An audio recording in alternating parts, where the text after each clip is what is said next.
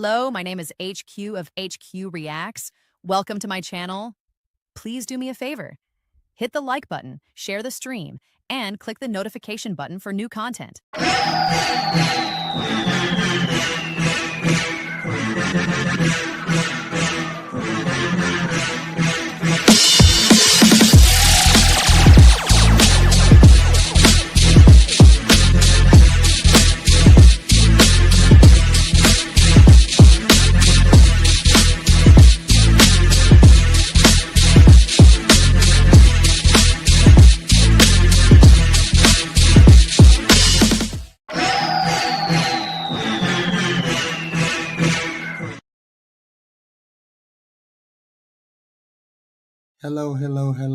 Hello. This is HQ again. HQ in the house. Okay. We had a special program we were doing. We were looking over some content that Mr. Charlie Kirk had partook in a couple months ago, going over to Cambridge and talking to the children over there. In the Cambridge video, we have taken out the parts, 3 specific examples of issues that we have here in the United States that he discussed with the people over at Cambridge, right? So, I mean, it's not going to be a long video regarding Charlie, but it's going to be, some insight into what the people over there thought for some of the talking points that Charlie had, about abortion, about this, that, and the third. So we took out 3 parts, regarding abortion and women's rights and foreign policy that he went over there to discuss with the people. And it was interesting the way they thought, what they thought. And Charlie held his own when he went over there. So let's get started with Charlie going over to Cambridge.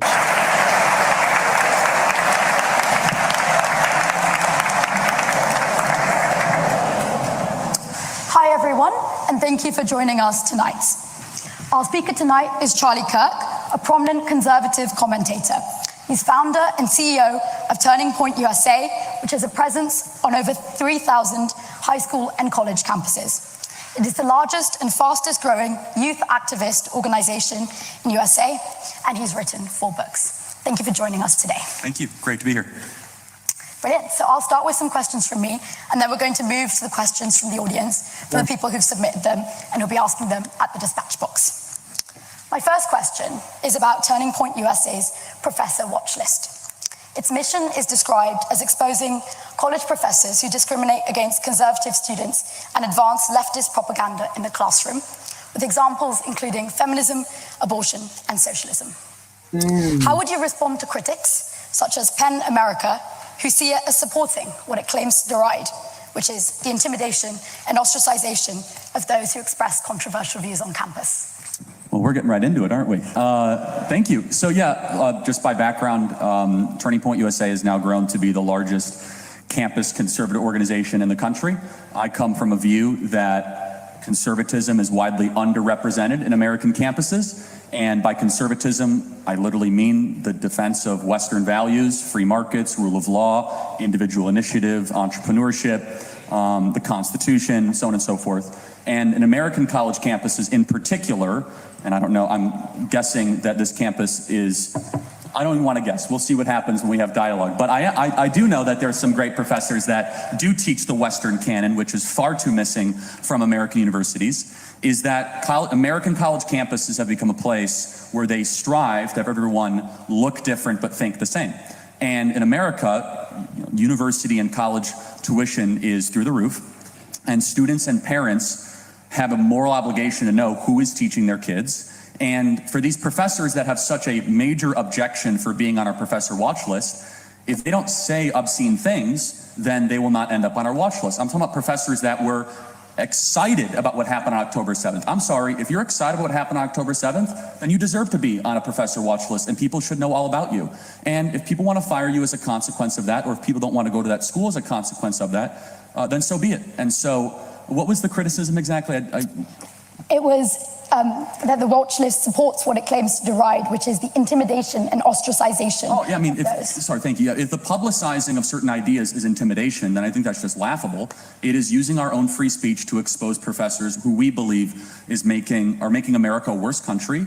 And in fact, I believe in America, higher education has largely posed a threat to Western values. And I think we need more students and more parents to realize the moral rot that universities have become in the Western world. And see, this is where Charlie and I separate. I feel as though that he and some people on the right want to push their conservative ideas onto people who don't want conservative ideas. That's the whole beauty of the United States. That's the beauty of the states, of us, where we get to think what we want and how we want and be able to express ourselves with free thought. This is what I'm having a problem with Turning Point USA. I'm having a problem with them. That's great that you want to push conservative ideas, but you also have to make room for people who don't want to have conservative ideas. And Charlie was pushing it so that people who had other ideas besides conservative ideas were on a watch list. Now, that tells me that you are squelching free speech. We don't have a problem, and people on the left don't have a problem with conservative ideas. We have a problem with you pushing your conservative ideas onto someone who doesn't want the conservative ideas. People who want to go to your conservative ideaship should do that. Amazingly should do that. But other people who don't want to be on that conservative track should be allowed to do that. Now we're having a push from the conservatives to squelch free speech on the other side. Because when you say, I can't say what I want to about this president, or I can't say what I want to about X, Y, and Z, you're trying to squelch my free speech. And this is what I don't like. This is what I can't get behind. So Turning Point Academy mentions the importance of promoting intellectual growth. How would you respond to critics that such an education... And you know, #edit, I hate trash-ass white people too. Welcome, #edit, trash-ass white person. ...system stifles intellectual growth through establishing a fixed... Do you clean your ankles when you take a shower? Trash-ass white person. You got the right one. ...set of values, for example, regarding God, life beginning at conception, and two genders, rather than promoting intellectual diversity. Sure, I mean, at some point, you're going to have to get to a truth claim. So even to say that you want intellectual diversity means that you think intellectual diversity matters, but by what standard? So you have to actually at some... Apparently you didn't hear what I said, Joe Sky. Apparently you didn't hear what I said. Keep listening. ...point say that something is good. So if someone says, well, the criticism that you're going to tell a kid that something is good, something else, you should have intellectual diversity. Okay, why? By what standard? By what book? By what scholar? By what author? By what worldview? We believe, as a organization, that the West is the best for many reasons. In particular, my own personal views. I'm a Christian. I'm not ashamed of it. And Christianity brought to the world things that we all take for granted. Tom Holland, who actually was educated here and is one of the great classicists and taught himself ancient Greek, he wrote in his book...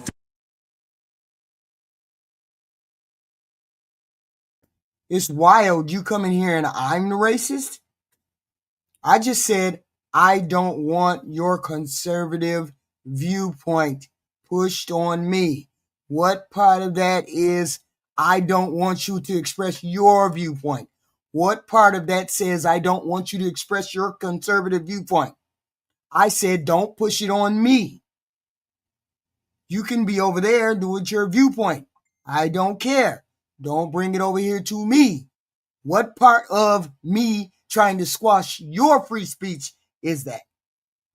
Just dumb. Dominion. That's what he's doing by reporting teachers on campus.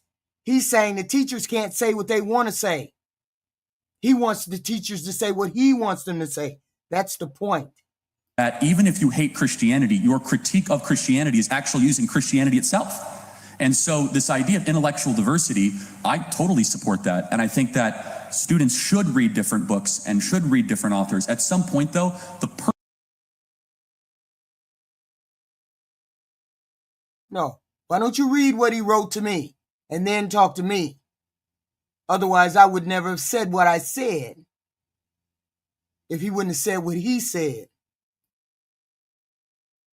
Purpose of education is not to have an endless buffet line for students to sample every bad idea in the world. It's to point them to the good, the true, and the beautiful. And I think we've lost what the purpose of education is. Education in Latin literally means to lead forth. To lead forth out of the cave was the original analogy.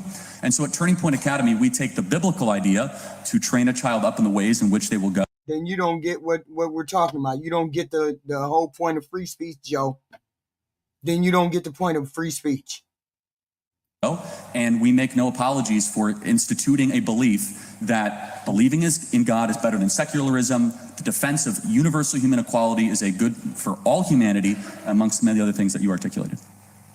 So how would you reconcile the importance of freedom, which is listed as Turning Point USA's mission on your website, with the restrictions on bodily autonomy, which you support, including abortion, trans-affirming healthcare, and birth control? And how would you respond to criticism of your limited view of freedom? Sure. So first of all, soon as we get done with this right here, Anthony, we're going to talk about me. And then we're going to talk about you too. Birth control, I don't have that strong of views of. So, I mean, except for the fact that I've criticized how actually young women that take hormonal birth control might have side effects that are not always disclosed to them. As far as abortion and trans-affirming care, I'll get into that in a second, but I find it laughable, not from you, of course, but some of the people that are always very critical of, Charlie, why don't you just believe in bodily autonomy? I'm sorry, didn't you just mandate a vaccine for the last couple of years? I couldn't visit your country for 2 years because I didn't take a vaccine. So it's my body, my choice, unless so it's my body, my choice if it's another human. Hey, Ty, we finna talk about, after we get done with this, we finna talk about that iceberg we about to hit. That big old iceberg everybody is about to hit with the economy.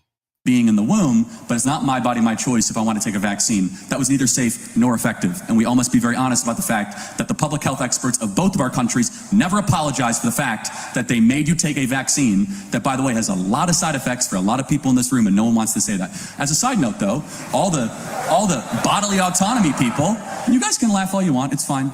All the bodily autonomy people suddenly got really silent when we decided to say, we're going to control your body and control the movement of what you can do. You can't go to the pub. You can't go to the local gathering of friends. You can't go to university. You can't even go into the UK if you don't have a card. So that's a fun contradiction for me. At the same time, there's a difference between freedom or liberty and license.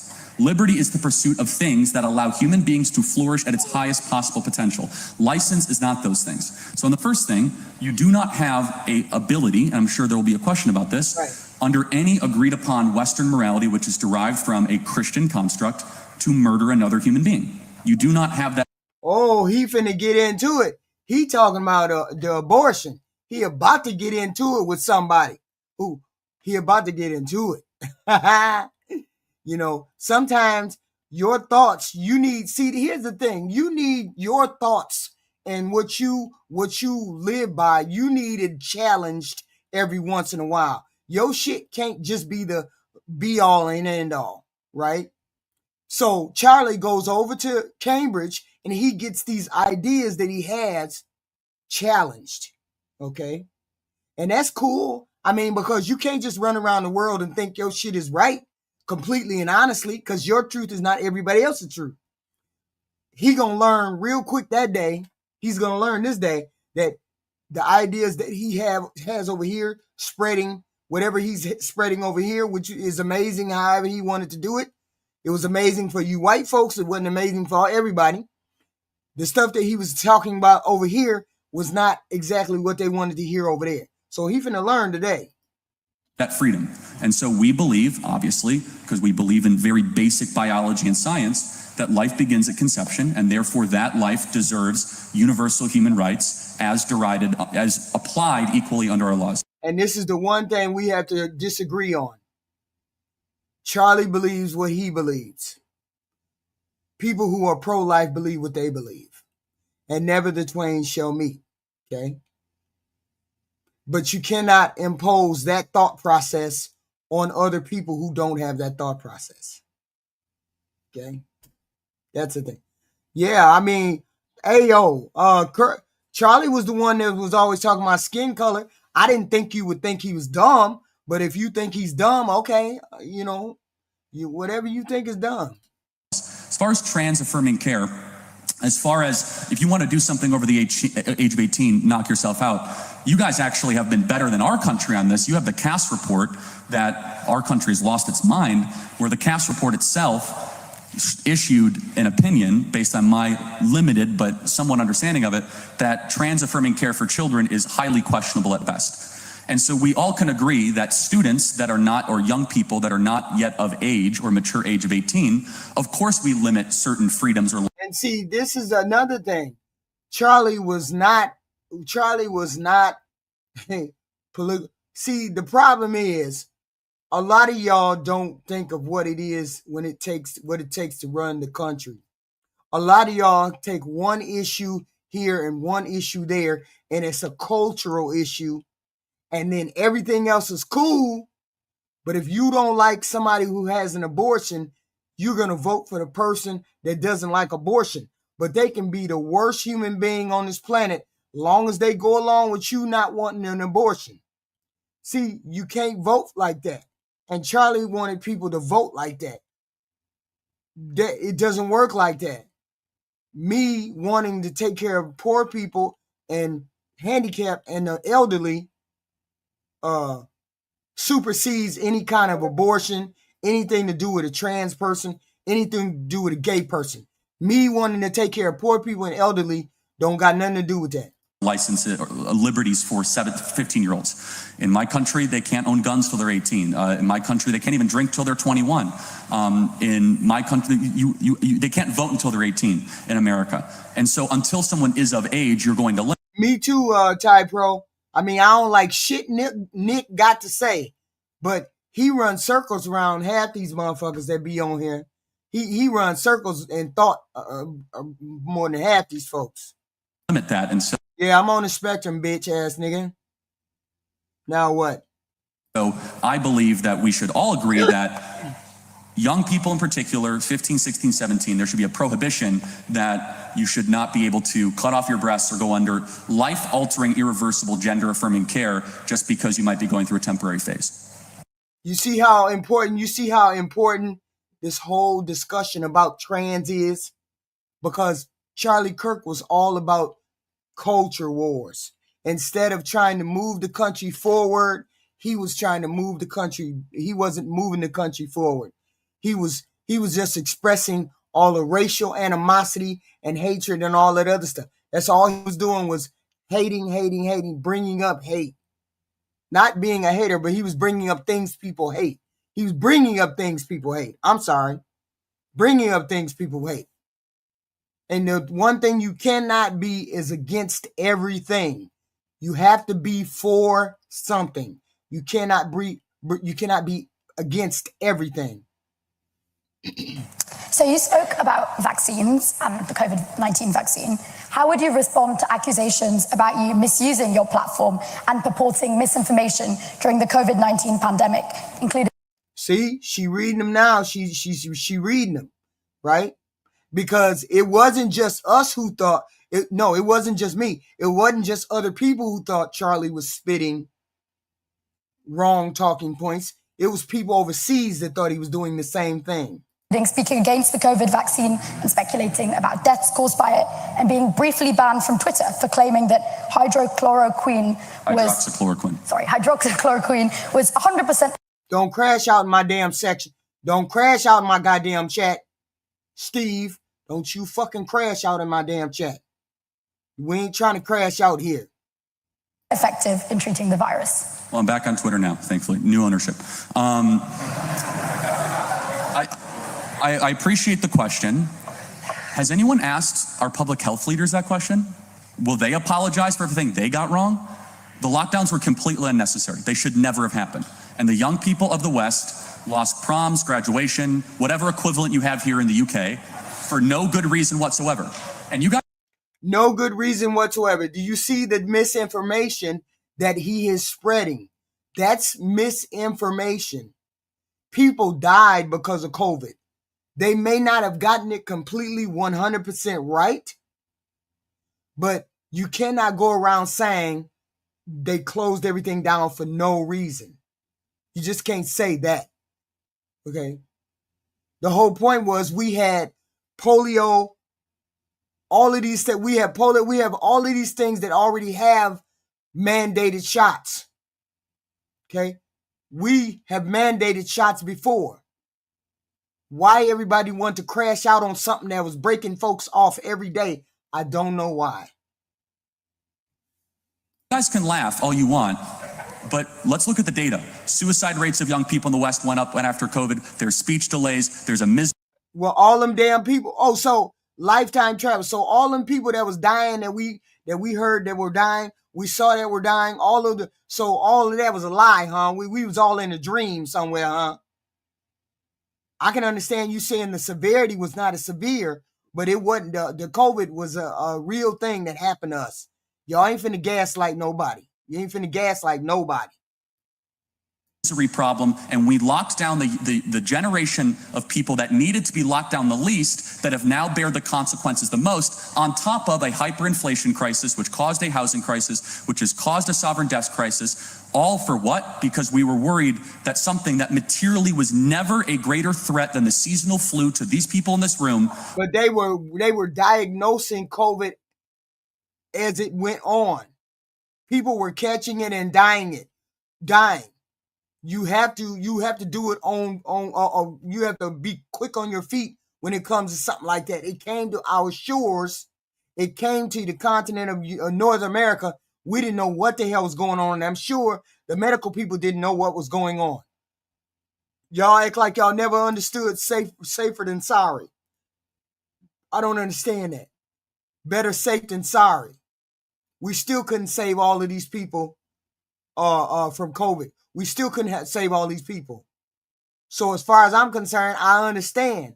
The only inconvenience that people had was shutting down the government. Now we're about to have that same fucked upness coming on top of us right now in the next 2 or 3 months.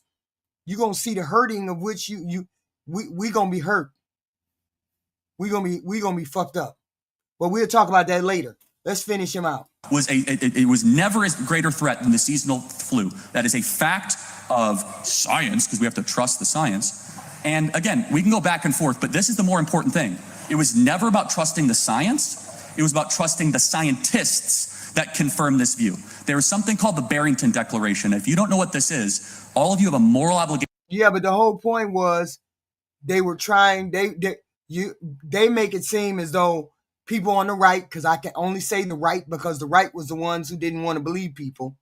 People on the right didn't want to believe that there was a problem. There was a problem. There was plenty of people who died. Better safe than sorry. I'd rather the country get shut down than have all of us get spread it and we hurt other people or it got worse than what it did. No complaints about that. It is what it is. Nobody cares about that. We got bigger fish to fry. Know what it is. The Barrington Declaration was thousands of scientists from around the world that said these lockdowns are doing more harm than good. And the one thing that we never talked about through all of this, that now the pharma companies magically discovered after they were able to proliferate a vaccine, is early interventions. Is the fact that if you catch COVID early, what is your vitamin D level? Let's have a serious conversation about whether or not you're chronically overweight. In my country, we are a fat country. We're good at a lot of things. We're also really good at gaining weight. Why didn't we also say to the American people and be honest, if you are 50 pounds overweight, you have a much higher likelihood of dying of COVID. Well, that would be considered to be politically insensitive in America. So how do I respond to critics? Honestly, I'm proud of the work that we did during COVID. I oppose the Yeah, but the whole point was they may have gotten it wrong. I have no idea how they got it wrong, what they didn't get wrong, what they got right. I don't know. All I know is we looked on the TV every day and people were dying. And whether they scrambled to do the wrong thing or the right thing, they tried to do something. Some people didn't want to do anything.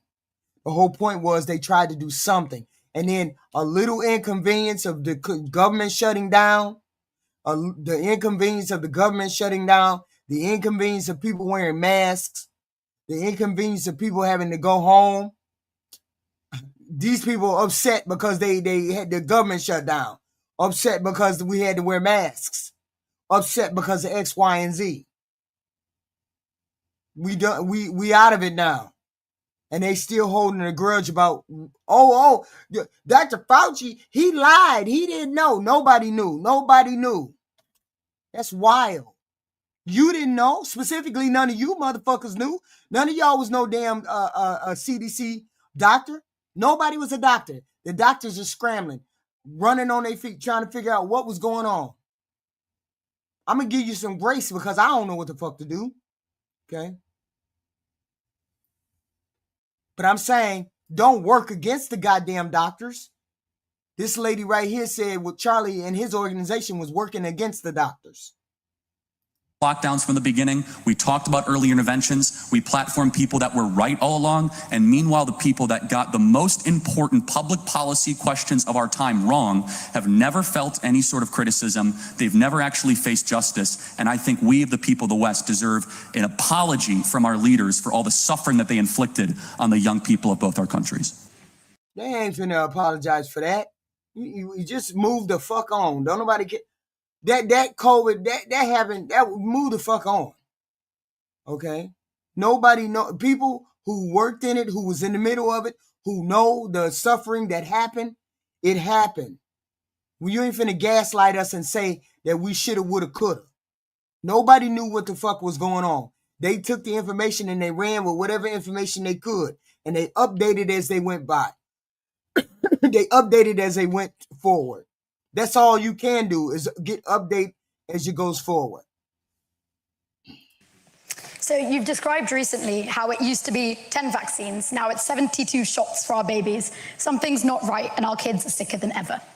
How would you respond to criticism that your rhetoric regarding vaccinations is dangerous and irresponsible when considering a global rise in vaccine distrust and deaths from vaccine preventable diseases, including measles and meningitis? So she asking him, you a doctor, you ain't no doctor, so why are you talking about vaccines? Why are you talking like you're a doctor and you know about vaccines and you know about X, Y, and Z? Don't take the fact that one doctor said we probably got it wrong to mean the whole thing was wrong. Because I know a lot of y'all run with that one thing. Oh, Dr. Fauci said he made a mistake over here. And then you think the whole thing is wrong. That's not how that look. That's not how that works. We still had people dying. We still had funeral homes full of people. We still had trailers full of dead people. We still had people dying in the street. So it was something that hit our shores. Okay. Who get no vaccine and they have versus no defects. So how do you explain it? Well, first of all, number one, you can use your own agency and you can get 9 COVID shots if you want. I'm not preventing. All I'm saying is I would not have taken the word of nobody unless it was a doctor. They explained it to me, told me what was going on. Okay, we don't know. We don't know what's going on, but X, Y, and Z. I recall when the virus was going, and I recall waking up in the middle of the night and I couldn't breathe. I was in my pajamas. I got up out of the bed, got in the car, and drove to the hospital because I was afraid I was gonna die I was gonna die on my own in my bed by myself. That's how much that scared me.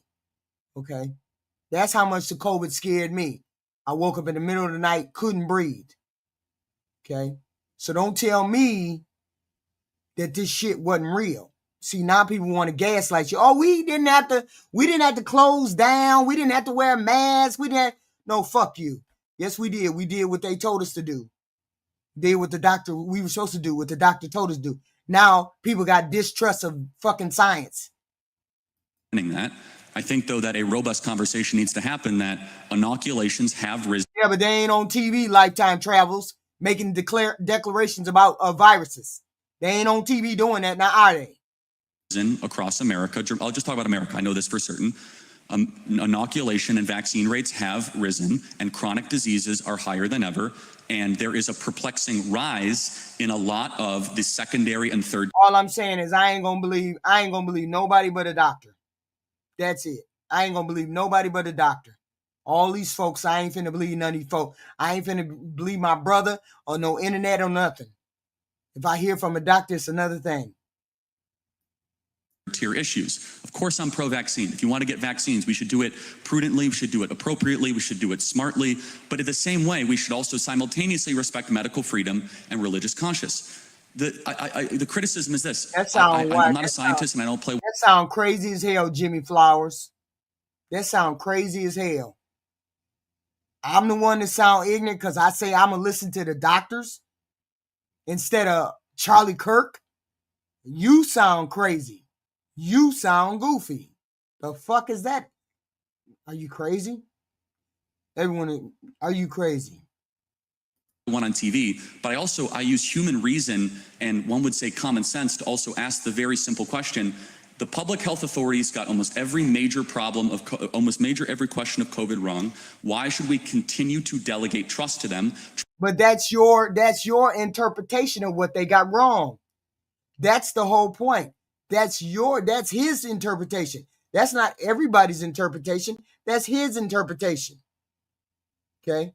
And you want them to make a daily calculation about the disease right in real time. They're only dealing with stuff in real time. So this is how they attack the problem. They dealt with stuff in real time. No, not all doctors know everything, but a doctor know more than you because you ain't a doctor.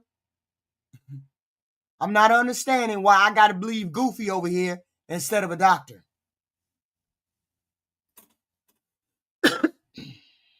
Oh, sorry. Trust is earned, it is not given. And so, yeah, look, I'm sure someone's going to ask a question or two about that. That's fine. I'm by no means a quote-unquote expert on all that. But let me also question this. The experts, they have to now, number one, you have to apologize when you get...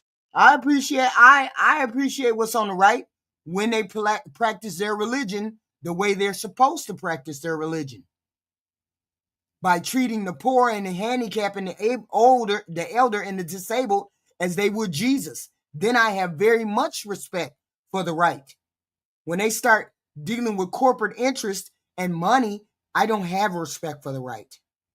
Something really wrong, and I think you have to get back into the public square and prove to us why we should trust you when, for example, in my country, I'm not sure if it was for you guys, we had this thing of 6 feet to slow the spread. Anthony Fauci just made it up. The data shows that he just arbitrarily made it up. There is not a single public health reason why we had 6 feet to slow the spread. Locking down schools. Actually, what made COVID worse and delayed the inevitable spread. The only country in Europe that I think was a model was Sweden. They kept schools open, they kept restaurants open, they leaned into herd immunity, and generally their statistics were way better than some of the other countries that were correlated to it. So everyone has the agency to do what they want to see fit.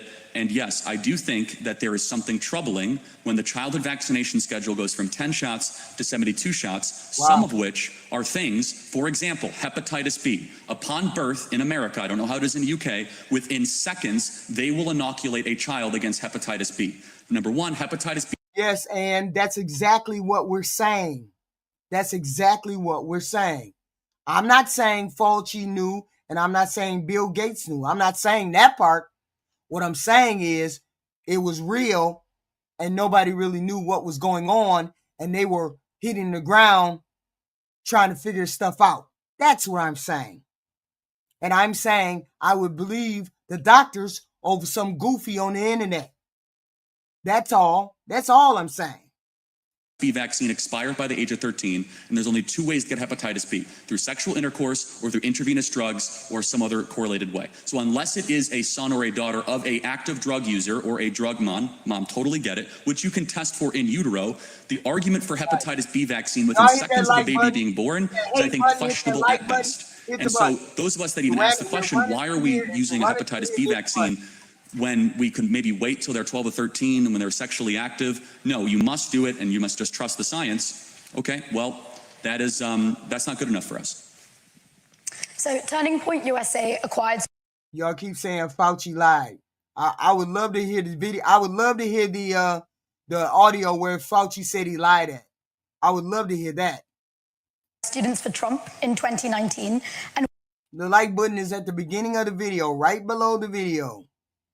Right below the timestamp or the ticker. Worked on targeting students on college campuses, especially ahead of the 2020 election.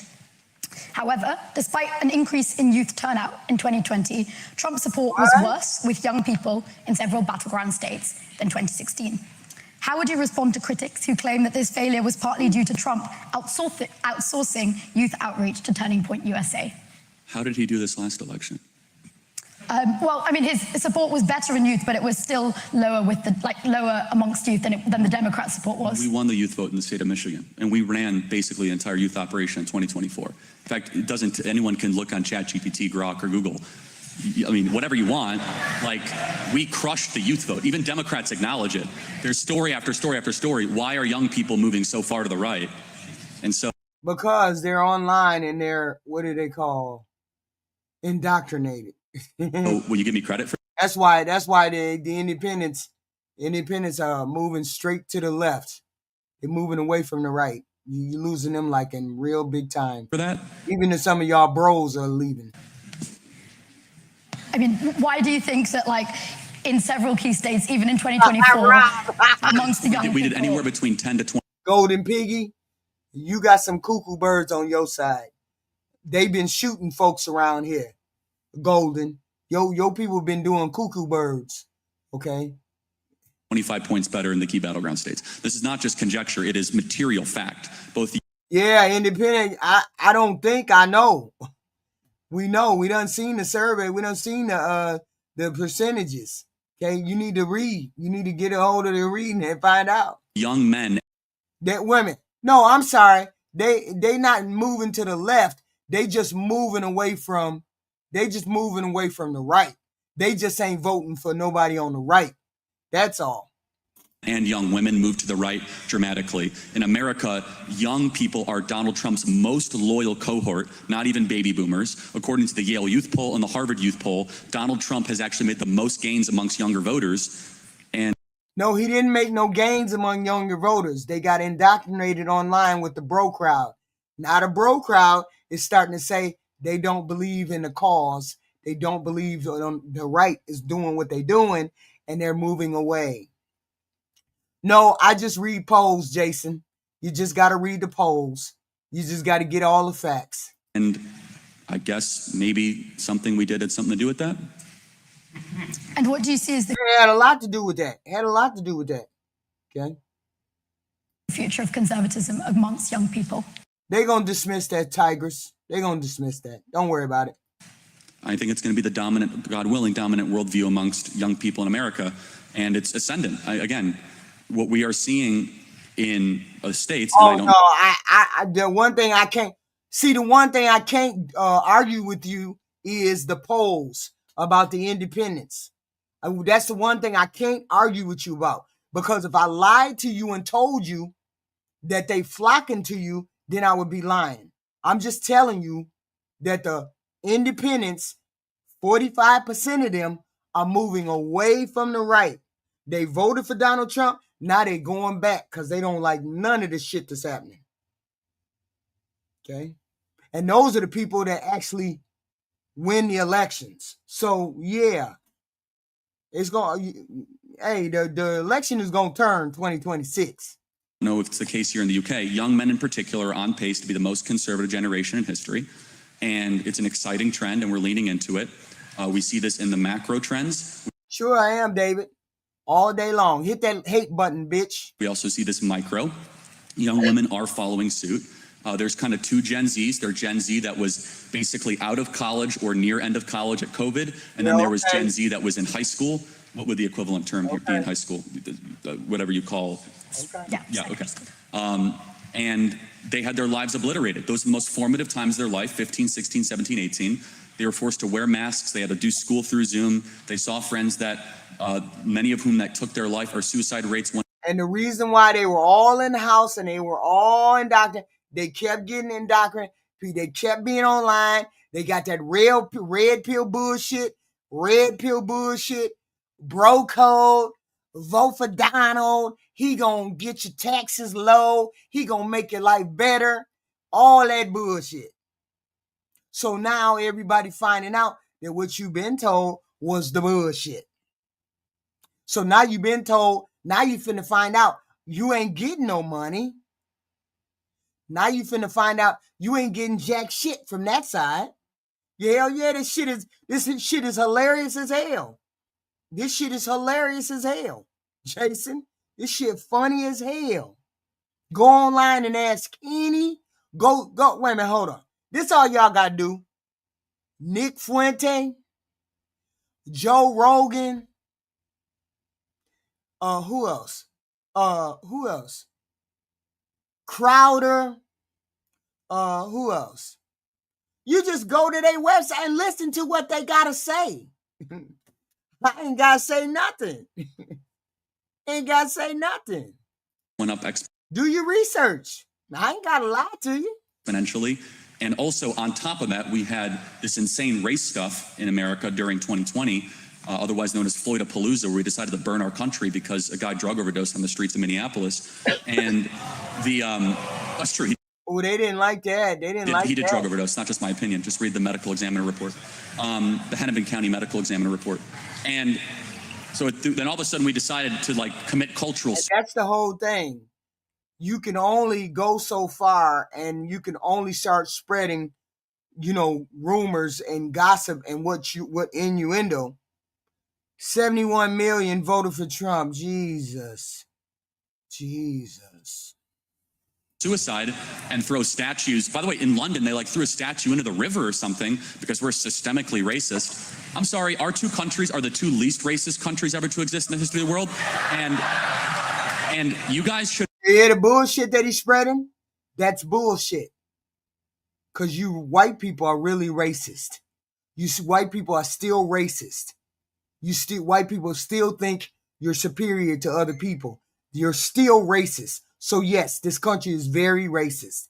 And this is exactly what I heard somebody today. They explained Charlie Kirk exactly. Charlie Kirk spoke the things that you all wanted to say, but you didn't have enough balls to say it. And what he said inside of his head came out of his mouth, and that stuff was from the I have an entitlement attitude. That's where that came from. And you all feel like that same thing. I get it.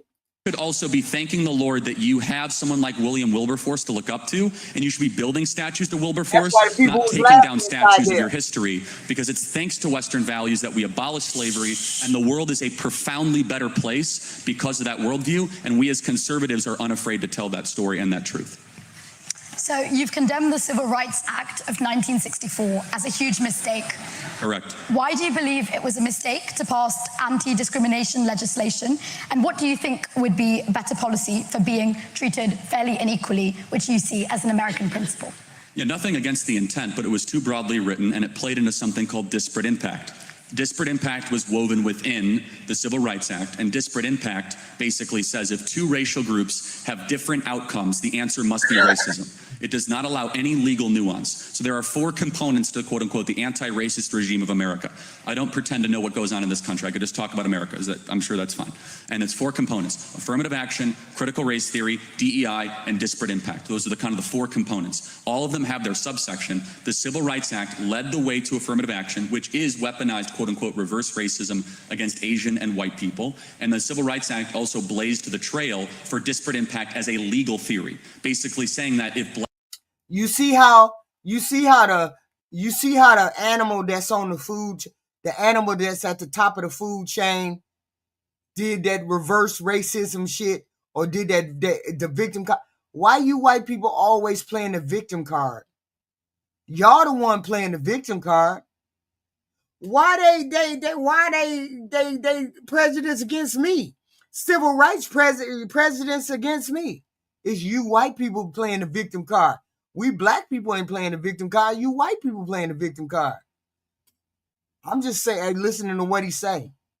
Black Americans are doing worse in a group, it might not be because of marital differences or cultural differences or single motherhood issues. It must be racism. And so because of that, the Civil Rights Act was too broadly written. It's now being applied in my country as a way to get rid of voter integrity, to get rid of election integrity, get rid of voter ID. The Civil Rights Act is also now being applied to put men in female locker rooms. So the intent, it should have been a single page or a two-page bill to say that you cannot discriminate against based on the color of somebody's skin, period, end of story. Instead, we get a multiple 100-page bill with lots of chapters and lots of lesser-known amendments that created basically a permanent anti-racist bureaucracy within our federal government to go find racism where it doesn't exist and create it new places where otherwise did not exist. So you've described Martin Luther King Jr. as awful. not a good person, even though many conservative commentators have spoken in support of what he says, including his quote, where they will be judged about his children, where they will not be judged by the color of their skin, but by the content of their character. Statement. He was right there. So does his speech and his general ethos not then agree with your views on DEI? Well, I've complimented him as well, but I mean, first of all, he was a personally morally flawed man. And to be fair, a lot of people I sometimes look up to are morally flawed. But also, I mean, we're all morally flawed. We're all sinners. I would hope actually, many of you probably don't believe in God, so never mind. Look, Martin Luther King, in a lot of different ways, had a promise of a colorblind America. I don't want to go too deep into this, because I don't know how, maybe it's very interesting to UK students about MLK, but there is a mythology around MLK that does not warrant the reverence that he gets treated with in America. Should he be mentioned amongst lots of people in the 20th century that was complicated and at the end of his life advocated for a more communistic view and then actually got away from race blindness and actually got towards race obsession? I'm totally cool with that. He did some great things. He did some things that were not so great. In America, though, you must understand, he is... Oh, okay. So I get it. He feel like since Martin Luther King was morally flawed, he wasn't a good human being. Now, why can't he take that whole persona of being morally flawed and apply it to Trump? Trump ain't a good person either. Trump ain't worthy of the praise that he gets either. Because Kirk can't say nothing about the works of Martin Luther King. Only thing he can say is he's morally flawed. Well, Trump is even worse than morally flawed. But yet, he's on his knees for him. Is looked to as the new founding father. The main contention that I have with the Civil Rights Act and the Civil Rights Movement and how it ended, not how it started, is that we refounded the country fundamentally. We cast aside our founding roots and our founding documents, the U.S. Constitution, and we decided to basically usher in the Civil Rights Act as a new anti-racist dogma, creed, and I find something fundamentally wrong with that. Our birth certificate as Americans is the Declaration, and the law of the land is tied with the U.S. Constitution. Nicole, that's exactly how it is. They feel like because they haven't seen racism, then there is no racism. That's the whole shebang. Because Charlie Kirk never saw racism. You white folks ain't never seen no racism. You feel like it ain't there. Just because you ain't seen it, don't mean it ain't there. It's wild. It's wild. Constitution. It was not the Civil Rights Act. And so with all of that to say, we have a national holiday to MLK. We got rid of a national holiday for our first president and our founding father, George Washington. We used to call it Washington's birthday. Now we call it President's Day in our country. So that's just maybe some context to answer that question. So you tweeted ahead of the January 6th Capitol attack that Turning Point USA and Students for Trump were sending more than 80 buses of patriots to DC to fight for this president, although it ended up being 7. Do you see your claims, including that the election was stolen, as contributing to January the 6th? I mean, it's somewhat of an irrelevant question, but no, of course not. In fact, our students were the ones that didn't even go to the Capitol and peacefully went home. But I mean, how deep into January 6th do you want to get? It wasn't an insurrection by any means whatsoever. There were some people that acted totally improperly, and they should not assault police officers or break windows. But there were also a lot of people that walked into the Capitol building and the doors were open for them, and they walked between the queued lines that were there and said a prayer. And these are the people that walk around with pocket constitutions, and they were smeared in the largest witch hunt and manhunt, I should say, the largest manhunt in American law enforcement history that resulted in 1,300 arrests of non-violent offenders that walked into the People's House in the United States Capitol. And there he goes lying about the people that went into the Capitol. See, we all saw it on TV, so you can't lie. I hate when people lie about that day, and it's on TV. It's on video. I hate when people lie about shit and it's on TV. It's on video. We saw it. It's on video. Capitol building, while violent crime rose in almost every major city in the country. And so I don't know how much, maybe I'm sure there'll be a question on January 6th. So. You've compared same-sex sexual behavior to drug and alcohol use and described it as an error and said you don't agree with the lifestyle. How would you justify these comments whilst also speaking about welcoming gay people into the conservative movement? Well, first, we all have flaws. That's number one. But number two, How do I justify it? It doesn't matter what Charlie Kirk believes. That's a view derived from Scripture. And so it's the Bible talks very clearly about God's natural order. We see this reflected in the natural law. Some of my closest friends and closest people that work with me alongside of Turning Point USA Y'all know what? participate in a same-sex lifestyle. I can't really tell. I can't really tell whether he. I can't really tell about this guy. He seems personable. I can't really tell what his real views are, because you know how some people be spouting stuff and they be saying it, and it's like a script. I can't tell whether he's saying a script or not. You know, I just can't tell. So I can't say definitively that he's racist or he's not, or he's just sincere or he's not. I can't tell, because it's like I can't tell. I can't tell. Style, and that's Wait a minute, y'all hit the like button. Hit the like button. There's 100 people in here. I need 25 more likes. At least 25 more likes. Or the hate button. Whatever suits your fancy, hit the button. Hate or like, hit the button.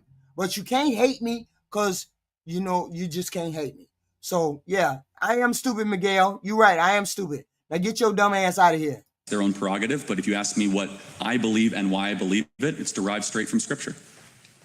And you've spoken of marriage as between one man and one woman, even whilst polls have consistently shown most Americans as in support of same-sex marriage.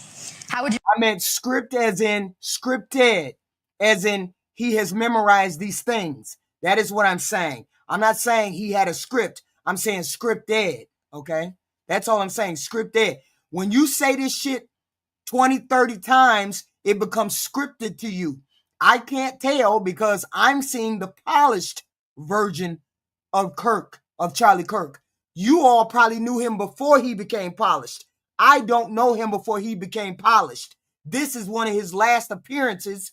He's polished. So I can't tell. Okay? That's all I'm saying. I can't tell. Don't be mad at me because I can't tell. Do you respond to critics regarding your position on this? I don't derive my morality from up or down vote. You all hit the like button. Hit the like button. And I don't derive my morality from up or down vote either. You a good person. If you treat people like you would Jesus Christ, then you all right with me. But if you don't, then I ain't with you. Hit that like button. All of y'all in here, y'all can hit that like button. It's 130. I need 30 likes. How would you respond to criticism that far-right-wing discourse, particularly online, is inflamed by organizations such as Turning Point USA and your rhetoric, even as you condemn attendance of neo-Nazis at your events? I don't even know how to respond to that. I mean, how do I respond to critics that I'm inflaming tensions? If the truth inflames you, you have a problem. It's not my problem. What do you see as the role of an institution such as Turning Point USA in shaping national discourse? And what do you think is next for the organization in terms of what you discuss? Yeah, I mean, look, we're very known for hopefully what we'll see here, which is respectful dialogue. We have an open mic on campuses. I did over 100 hours of campus debates this semester. Yeah, well, there was a reason why he went around to schools and debated kids. Every time I have seen him debate an adult, I've seen him get his ass handed to him. I'm just saying, every time I've seen him talk to an adult, I've seen him get his ass handed. Y'all hit that like button. Hit that like button. Yeah, they follow the Bible except when it's convenient. I get it. It's called a la carte Christians. Semester, seen billions of times around the world. And Look, as far as conservatism, we plan to win. And for the 3 conservatives that are here tonight, I hope you guys get your mojo back. This was once a great country. I want to see it great again. Whoa. How you going to go to the country and shit on somebody else's country? He said this was once a great country. I want to see it great again. How you going to go to somebody else's country and shit on their country? Fuck going on? Yeah, he lost that debate with Brianna Joy Gray. That's the debate. I showed that the other day. What do you mean? She handed him his ass. Well, we finna get to it. We done talking, so we finna get to it right now. when he gets to talking to adult people. Here we go. Kids. She handed him his ass. This question is from Kai Bevan at Trinity Hall.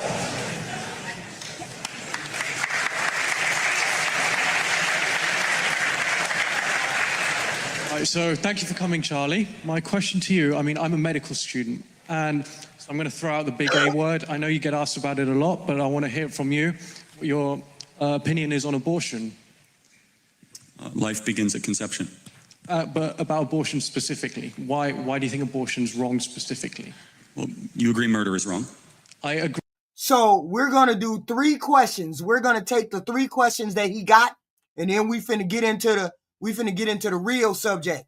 But 3 questions that these kids are going to ask him, and we're going to listen to those 3 because those are normally what we talk about over here. And, you know, you tell me if Charlie got his ass handed to him or not.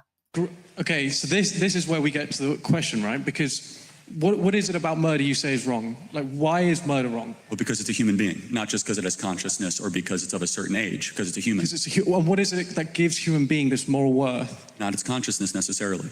I didn't say it's consciousness. I know that. I can imagine it's because it is a human being, because it has a soul. And what is this soul? Where does this come from? This idea that it's... Exactly. I mean, again, the Greeks postulated that it is the entirety of your being.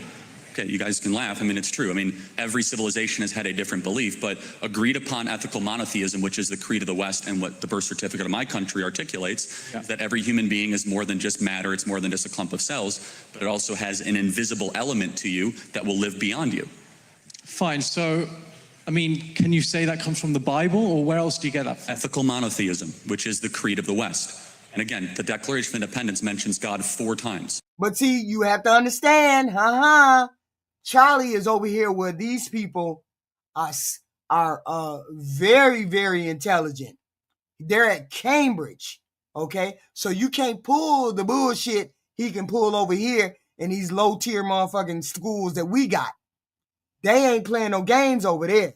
So he's dealing with smart people over there. The founders were explicitly believed, not in a secular morality, but a divinely given one, of at least this idea that there is a God and you are not him. And let me ask you, what is the first stage of human development? So this is the thing, right? We can take it from the sperm being generated in the father and the oocyte being generated in the mother, right? They fuse at birth, conception, sorry. The only thing that happens at conception is these 2 cells fuse. Right? No, DNA is created. A zygote. DNA is not created. A DNA, no, that's not true. The DNA, DNA coding at the zygote. Hold on, time out. I'll let you finish. Does a zygote have a unique marker? Charlie, does a zygote have a unique marker? You have to let me speak. You have to answer it, yes or no. Does a zygote have a unique marker? So, see, Charlie is used to attacking people, throwing questions at him, and then people will get flustered and whatnot. But he met his match. This is one of the matches that he has met over here. Define a unique marker. Meaning, can you differentiate the DNA coding between the mother and the zygote if you examine it under a deoxyribonucleic acid analysis? Can you? Only purely because the addition comes from the father. Oh, so it is something different. Charlie, DNA is not created. DNA is not created. You have, the father has his own genome, the mother has her own genome. They fuse. This is why you have the same characteristics, similar ones to your mother, similar ones to your father. That's why you have similar characteristics to your siblings. DNA is not created, right? So when you ask me, where does a human being come from? I can say to you, it starts at conception, but all conception is these 2 cells joining, right? But these 2 cells were created, the mother cells were created long before, they were created when she was a fetus. So there's none of this DNA being produced, right? So we can't establish. The only thing that happens at conception is these two cells fuse. Now, this idea that means that for some reason suddenly that moral worth comes in, but it wasn't there before when you had these 2 cells who had half the DNA. But suddenly there's a correct. Yes, something magical happens at that. It's not magical, Charlie. We know about this. Well, hold on. Charlie, time out. Promise. He's saying procreation, the conception, is not magical. We know about it. It's something that happens. It's a medical thing. So Charlie is trying to get him. He can't get him. The boy knows his medical stuff. I'm not trying to score points. I'm not trying to score points on you. This is We genuine. call it the miracle of life for a reason. We've not been able to yet replicate human life development outside of the womb. We call it the miracle of life because yes, it's something beautiful. The ability to exactly. form a new Magical. It's not. You say magical as in it's beautiful. It's an incredible thing that happens, of course. But it's not incredible in the sense we don't know what's going on. There's no new DNA being coming out of nowhere. Hold on, but time out. Isn't there a separate DNA though than the mother? Like, Yes, from the father. Okay, yes, but it's not the father's DNA either. A new coding is created. Charlie, you are a blend of the two. And so when did your life begin? Okay, so when did your life begin? I mean, again, this comes from what you define as where life starts. You can say life starts at conception, but I'm telling you, I believe that's just an arbitrary point, right? That's just the moment these two cells fuse. Now, you say about this mother thing. So the way DNA is arranged in a cell is it's arranged in chromosomes. Chromosomes are paired up, so you have one from the mother, one from the father, typically, in a healthy individual, right? Now, you can take those maternal chromosomes out and you can find that this is who the person's mother is. And you can do the same with the father. Now, the reason you are different to your mother and father is because some of those chromosomes express genes that are different from each other. And so those genes interact and that's what gives rise to you, right? But there's no space for any kind of moral framework to come into that until you consider that a human being is capable of consciousness and of suffering. But if you take that out of the equation, the fact that these two DNA, y'all make sure y'all hit that like button, please and thank you. I said please and thank you. Hit the like button, hit the hate button, but hit a button, please and thank you. Please hit the like button. I'd appreciate it. Right next to the chat, right to the left, please and thank you. Whatever they call molecules, right? These two DNA molecules are fusing. That does not suddenly flip a switch that attributes moral worth to that individual.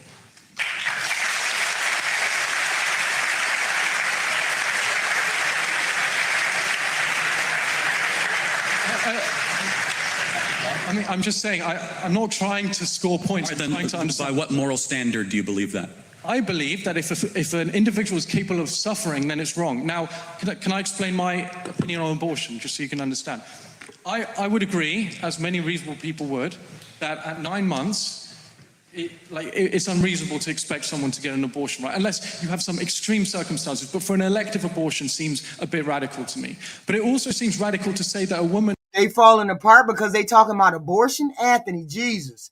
You gotta put your thinking cap on. That's all I'm saying. Who has just, the cells have just fused. To deny her of an abortion also seems wrong to me, because that zygote is not capable of suffering, as far as we know.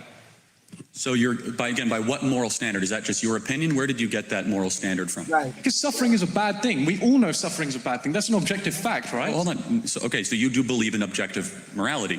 I believe that suffering is an objectively negative So if you can't feel it, is it okay? What do you mean? Hello, if you can't feel the pain, is it okay to inflict the pain? In the sense that if no one's suffering from it, if you have a scenario where nobody is suffering from something, then yes, of course. Something is only a moral question if it affects someone's well-being. Michael, stop it.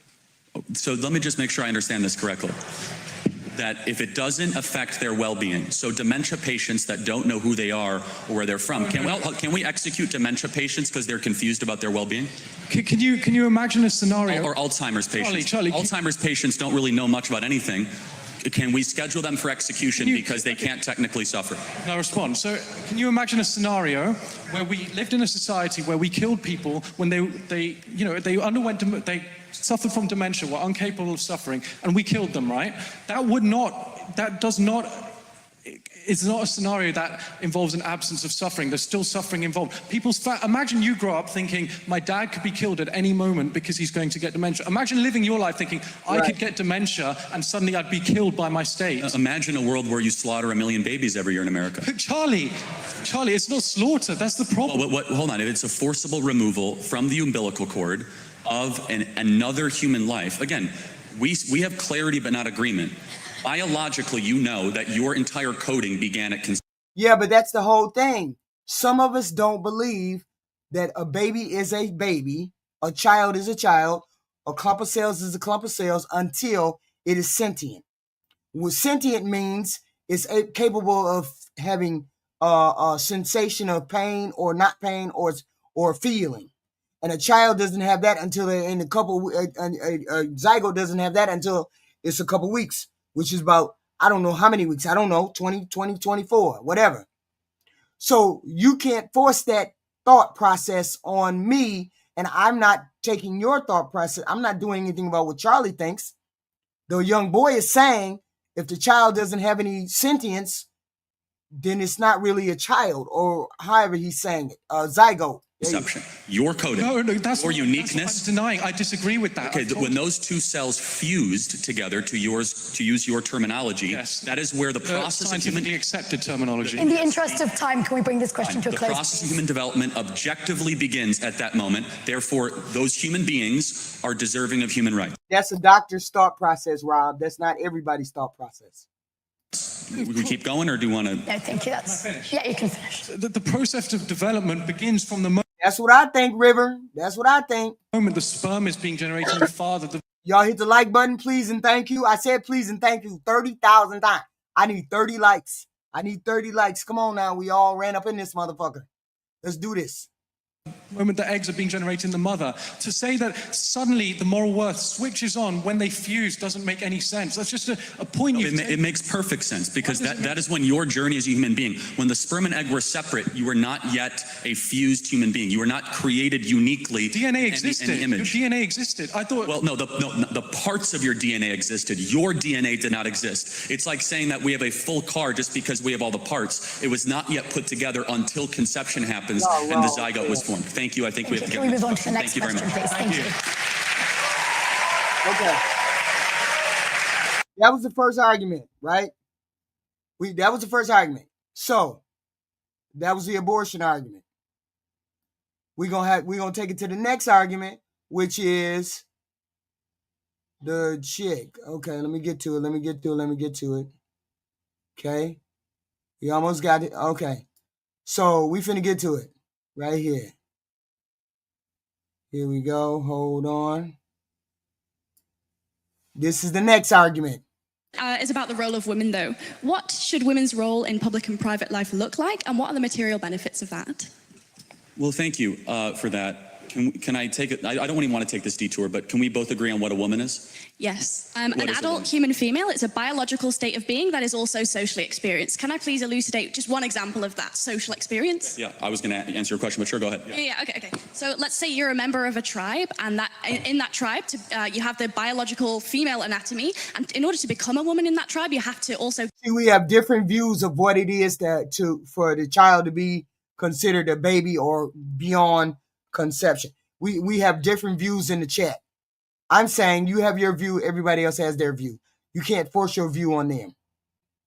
Get a tattoo. That's a social experience that's mapped onto biological reality. So can a woman have a prostate? Can a woman have a prostate? Biologically speaking, a woman is an adult human female that has a biological reality, but it's also social experience, right? So I don't... Yeah, it's super easy. Like, can a woman have a prostate? So as per my definition... See, he's trying to steer the conversation over to all those little talking points that he always used to steer people around to. If you're not understanding what he's doing, he's going on the attack and taking her down the trail that he wants to go, but she ain't gonna go because she's doing her thing. Definition of woman, I would say that people who have a prostate are biologically male, but they can sometimes be socially treated as women. Okay, got it. So women can have prostates. Got it. Okay. And that's the whole point, Cryptoverse. Why would somebody else be paying for an abortion? People who have money are paying for their own abortion. A pill only costs $200. What are you talking about? Okay. What are you talking about? So you're a feminist that actually isn't just fighting for women, you're also fighting for men.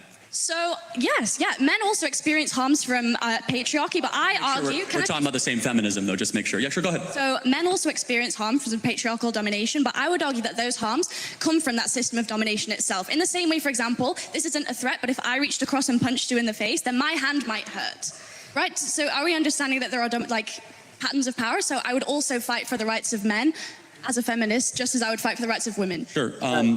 You think women are happier than they were 40 years ago? I think I would have a few responses to that. I think that women report more stress and dissatisfaction today because, not because they have more rights or because of feminism, but because they're under dual pressure to both excel professionally and also because of the domestic labor in homes that is structured around outdated expectations. So, for example, studies like the OECD's Better Life Index show that women's life expectancy, education levels, professional achievements have risen in countries with higher gender inequality. So I would argue that what you're calling unhappiness is actually visibility, because now we hear women expressing dissatisfaction, whereas in the 50s, we prescribed them Valium and we lobotomized. Whoa! Right on, girl. Yeah. Yeah. You can't fight that because you talking to a woman, so you can't fight what she's saying. Don't be mad. That's really rich. I didn't know women not to complain 50 years ago. That's funny. So, We've always been no, hold on a second. Why are suicide rates going No, up they more for didn't women? complain back I then. think that They're not encourages... complaining. Materially, women are killing themselves more. Why is that? I think that even if both men and women have become unhappier, men's suicide rates have risen as well, and that's also been exponential. Can you at least concede that feminism offers only one potential explanation? There could be also other explanations. Of course, obviously, but feminism is the glaring thing in front of us where we have fertility rates down, we have marriage rates down, we have unhappiness up. And we did something in the 1960s out of the universities of Betty Friedan and Gloria Steinem and all these feminists that basically said, you're trapped in a home, go get a job, freeze your eggs, take birth control. And all of a sudden, women are way unhappier than they were 40 years ago. And I just have to ask the question, why is that? Is it working? And maybe there are biological differences between men and women that we should respect, and that deep down, a lot of women want to get married and have children. In fact, we should applaud it, and we should support it, and we should say, it means nothing if you're gonna go be a CEO of some shoe company or be some banker in London. What matters if you raise children and you have something to pass down long after you're gone. I think I would bring 2 points to that. The first one is just really simple, which is that you can ascribe liberalism all you want as the cause of the unhappiness. I would argue something else. I would say that it's certain economic policy that has very little to do with the social acceptance of alternative lifestyles. I would say that we can recognize that income inequality across a vast swathe of Western countries has increased, which causes all kinds of social ills, a lack of social cohesion, housing price growth doesn't correspond with wage growth, monopolies increasingly become kind of emboldened to interfere with politics, and monopolies don't prioritize social health either. I think that those offer more compelling reasons for a decline in happiness than an increase in freedoms, because just one more thing, on an intuitive basis, generally speaking, people want more freedom, not less. Okay, so if that's true, why is it, do you agree that the happiest women in the West are married with kids? I would have to look into it, but I think there are certain And objectively, we know that, right? The women with kids are not the ones tearing down statues, right? They're the ones that actually have obligations. Does tearing down statues correspond to some kind of smiles per capita data set that I wasn't aware of? Again, it's like, it's a little bit of a minor. The happy and the grateful. The happy and the grateful usually don't go burn down Wendy's in their spare time, of which we saw in our country all throughout a single summer. But as a side note, you would agree, objectively, study after study, survey after survey, that the women of the West that are married and have children, especially a lot of children, are far happier than even the ones that earn more money correlated at the same age. So I also don't think that happiness is a very good metric, and neither do you, because you think gay people shouldn't just pursue happiness by being gay. They have other moralistic considerations to be making. So I don't think smiles per capita is a particularly convincing way to measure whether or not we should encourage women to be autonomous. I think we should maximize agency within a fair system that has reasonable parameters because it's expedient, it's good. Why she handing him his ass? She handing him his ass. Go ahead on, girl. Y'all hit the like button. Hit the like button for the content, goddammit. Hit the like button, the hate button, do whatever. Share the stream out, do whatever you got. It's called a straw man. Shut your ass up. For the economy, it's logical, it's the moral thing, because if we can't prove the material harms, we shouldn't discourage it. And also, self-reported studies is a really flawed way to do psychology. It's the week before my university exams right now, and I'm standing here explaining the basic methodology behind survey collection and so. If you think she deflected the bullshit crypto verse, then you're dumber than you're putting on, for real. Sociology, which you don't even think is a real subject, to Charlie Kirk. If I took one of those surveys right now, I'd check extremely miserable. But so would a Palestinian child who's been torn to smithereens. How are we going to measure? You would say extremely miserable? No, I'm kind of making a joke. No, I mean, but seriously, like, but hold on. I mean, like, that's an important point, though, is that the women in the West have it the best in the world, and yet they're way unhappier than women of sub-Saharan Africa. There's something fundamentally wrong here. Because the women of sub-Saharan Africa have something that a lot of women in the West do not have. The women in the West have cats and they have good jobs.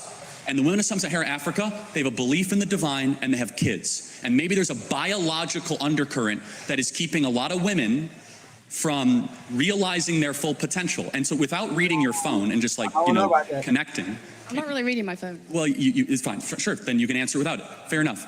would you agree that it's a good thing that more women get married and have children in the West? I would ask you, would you say that a sub-Saharan African woman who's experienced female genital mutilation and checks extremely happy in a survey, and I also would check extremely happy in a survey, who do you think would be objectively more happy, even if they both check the same answer? No, she eating his lunch. She eating his lunch. He ain't eating hers. She eating his. No, again, so I fully, if you want to talk about how Islam mistreats women, we could talk all day long. Like, I'm all for that. Me too. Okay, good. So we agree. That, Absolutely. we actually have agree on agreement. many things. And we should shut off Muslim immigration to the UK, right? We totally agree. I think that all religious fundamentalism is bad, and if you take that logic, we should also not allow evangelical Christians into Well, okay. the UK Yeah, either. hold on a second. Hold on. That's fine. Can you show me a single... Show me, what would your example, because I have 50, of a single Christian country that you would say mistreats women, right? America. Oh, really? Yes. We had a female woman vice president. We had a female vice president, a female speaker of the House, women. See, that was the whole point. This is why he debated these people. You have tactics. When you debate, you have tactics. Some people you can get around with these tactics. Some people you can't. He not getting around her. She knows exactly what he's going to say before he says it. She studied this guy. Apparently, she studied Charlie. Okay.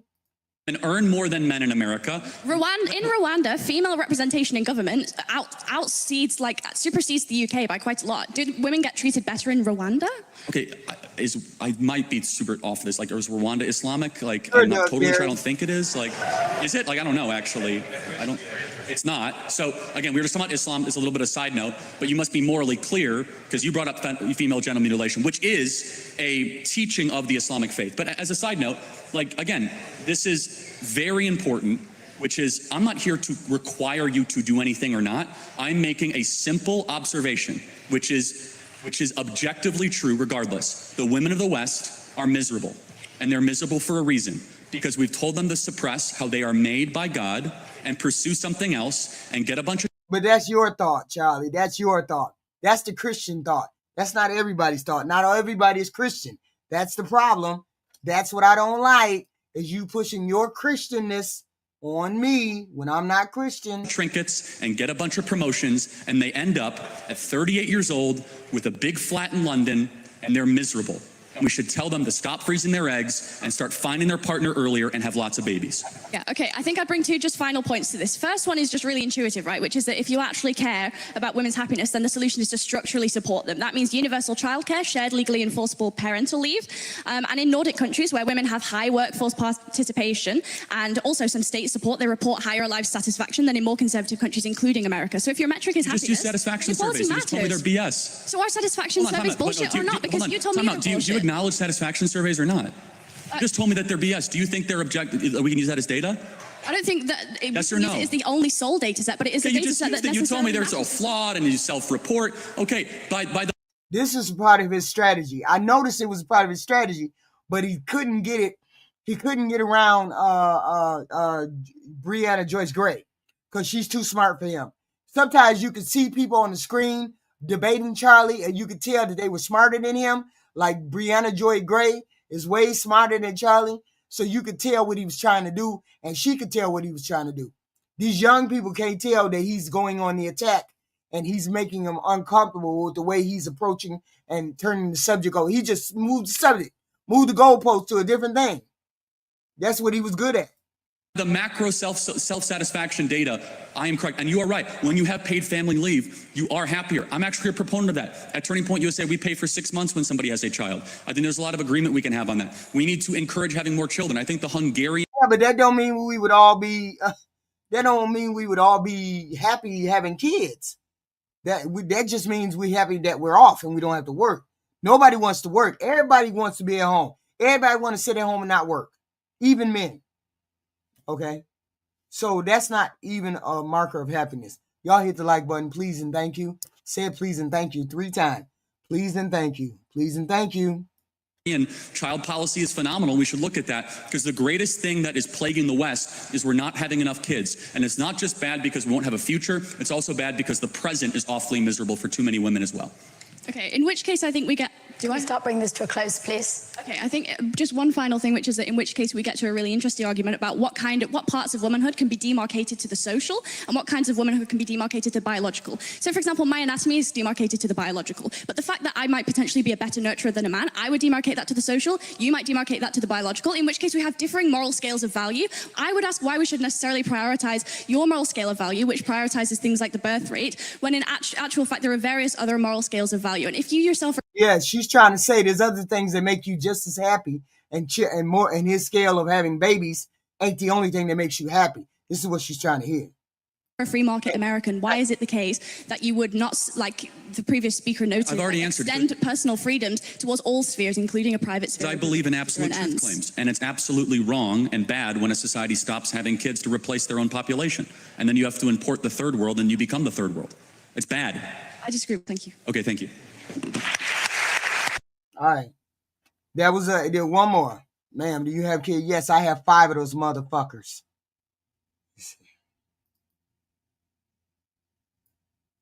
Okay. This is the guy. Okay, here we go. This is the last person who speaks on foreign affairs. Time for today is from Sammy McDonald from St. John's College.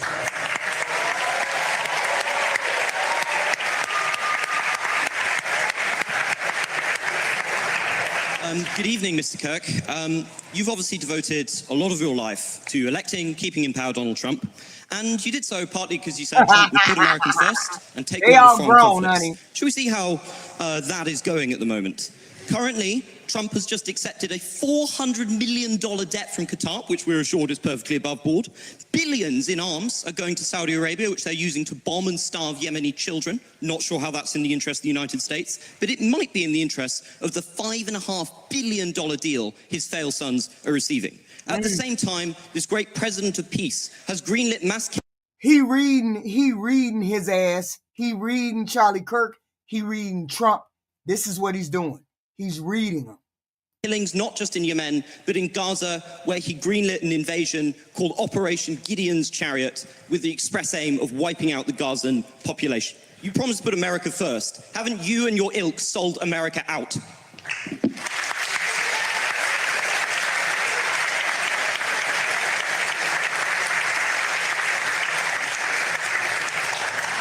Damn. No. Well, I'm glad you have great intellectual substance and can answer. Because it's all the culture wars for you, isn't it? The second someone actually tells you what you're doing, which is red. Can you calm down a little bit? Like, just a little bit. Pounding the table, you're all over the place. Hell yeah, that guy, this dude reading his ass for filth. He read Charlie Kirk. He didn't like, yeah, that boy hair. It's wild, Gary. That hair is wild.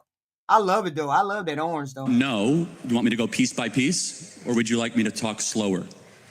I think you can... Number one, Donald Trump is convening a peace deal between Russia and Ukraine. Joe Biden gave them armaments. That's going well, isn't it? It's going well. Can you not interrupt me? Well. I allowed you to talk uninterrupted. You're famous for not interrupting. Yeah, I haven't interrupted a single person here today. Can I speak uninterrupted, actually?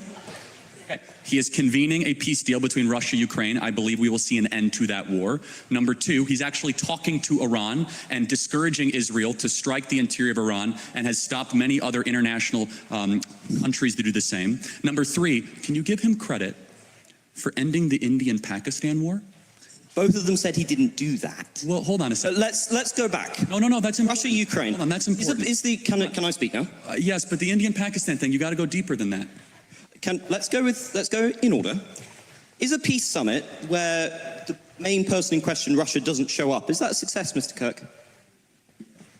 I'm not even sure. I'm not even sure. Is that a success? Well, again, these are ongoing negotiations. So he got definitive points. He trying to read Charlie Kirk. He trying to read his ass. And it's a lot better than when your prime minister, Boris Johnson, went alongside our Secretary of State, Tony Blinken, to Istanbul and unnecessarily blew up a potential Russian peace deal, which has resulted in hundreds of thousands of dead Ukrainians, one of the great unnecessary wars of the modern era. Donald Trump believes in conversation and police through strength. He has been president for well over 120 to 130 days, and he has already ended a war between two nuclear conflicts of India-Pakistan. He has secured our own U.S. southern border while we were being invaded by foreign powers. And thirdly, he is brokering a potential settlement with Iran that will prevent a major escalation in the Middle East. And finally, it is very difficult, but I believe they'll get it done, that will finally see an end to the Russian-Ukrainian war.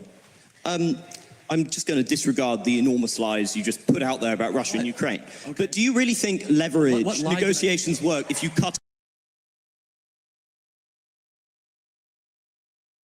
He said the enormous eyes. He just reading Charlie Kirk. This young man is reading Charlie Kirk. Y'all listen. Off all your leverage and scream at one party in the Oval Office. Don't you think that has just emboldened Russia? Because look at the approach. Putin thinks so much of your glorious president, he can't even be asked to show up. You have elected, or help elect, somebody who is at best an idiot and at worst is deeply corrupt. Okay, again, so Trump and Putin had a 2-hour phone call today. You'll acknowledge that's a good thing. The pursuit of peace can sometimes be a winding road, and it's a lot better than sending hundreds of billions of dollars further into the killing fields of eastern Ukraine, something that tragically both the UK government and the US government has been unnecessarily supporting for a couple of years. President Trump wants to see a brokerage, an ending of this settlement. I pray we can get it. It's very complicated because of the mess that Joe Biden left, which was an active kinetic war with a nuclear power sending American-made missiles into the interior of Russia. So President Trump has already ended a war. He's ended an invasion. He's only 130 days into this. And I believe, we do not know. At this point, we are merely speculating, which I think we should not spend our time doing that, because eventually one of us will be right. I believe we'll be right, and I believe we'll see an end to this war. Can we just talk about 100 billions worth of weapons? Because you dodged my question on what was going on in the Middle East, where Trump has just signed enormous arms contracts with Saudi Arabia and with Qatar. And I noticed you ignored the fact that this might have had anything to do with the blatant corruption going on through the Trump coin and going on through giving the very competent sons of Donald Trump billions of investment from Saudi Arabia and Qatar. He reading Charlie for filth. He dragging Trump. He dragging the orange thug. And he dragging Charlie, and he dragging the U.S. economy. He dragging Russia. He dragging everybody. This young boy dragging everybody.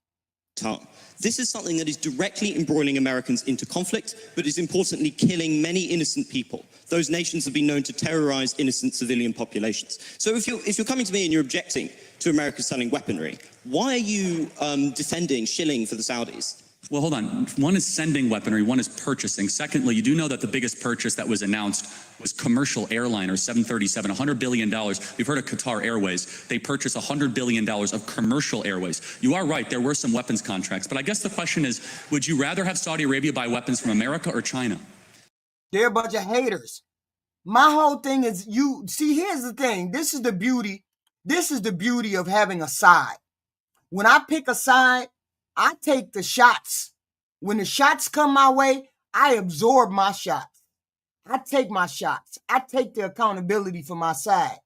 The problem is, you people on the right don't know how to take your shots. You don't know how to take your accountability. You don't know how to take the fact that your president is shitty.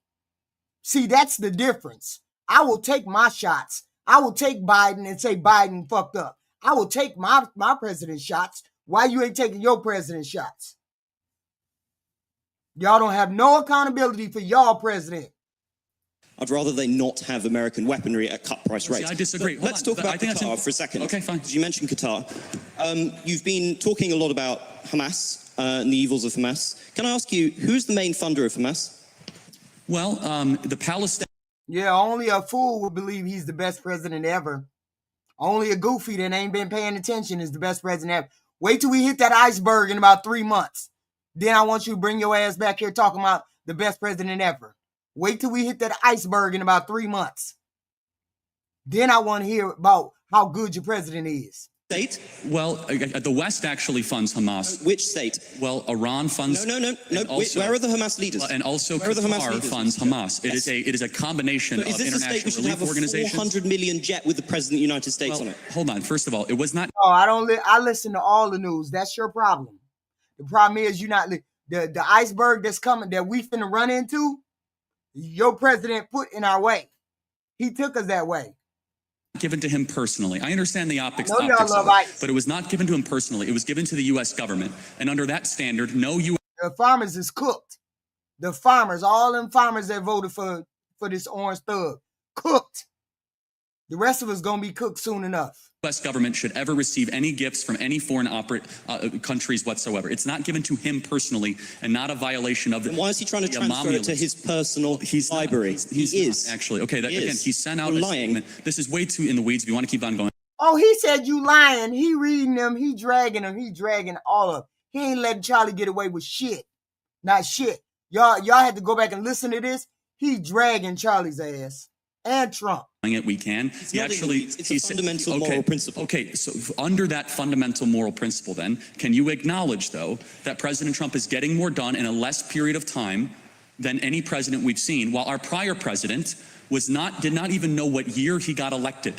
You understand the contrast here? What aboutism again? I'm not a defender of Biden. No, I'm not saying President Trump is far better You than have the to predecessor. defend the person you spent. But that's how the right people always do. That's what they do.